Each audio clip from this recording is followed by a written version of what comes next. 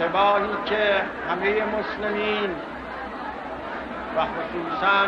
ملت‌ها و دولت‌های عرب کردند این بود که مهلت دادند به اسرائیل و اغراض شخصیه دولت‌ها مانع شد از اینکه سرای اسرائیل را در همون اول خفه کنند و نگذارند قدرت پیدا بکند و مع الاسف به نصیحت‌های ما که در طول 20 سال یا قدری کمتر فریاد زدیم و آنها را دعوت کردیم بر اتحاد بر ضد اسرائیل، اغراض مانع شد از اینکه اجابت کنند.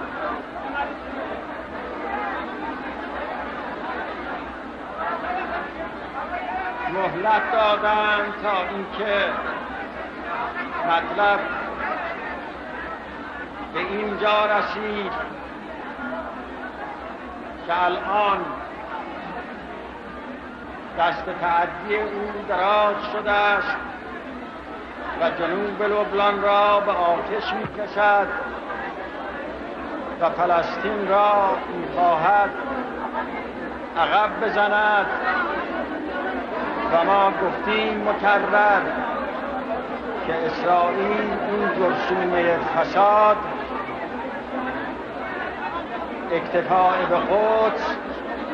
اکتفاء به بیت المقدس نخواهد کرد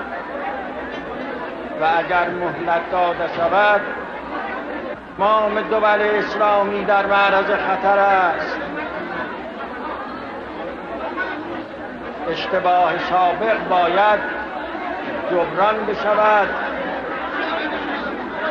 به اتحاد مسلمین و تشکیل حزب مستضعفین در ضد مستکبرین که در رأس آنها آمریکا جانی است و نوکر بسیار فاسد او که اسرائیل است.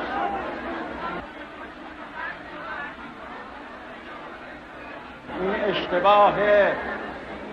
دول اسلامی و عرب خصوصاً بود و باید جبران کنند این اشتباه را و در پیشگاه خدای تبارک و تعالی توبه کنند.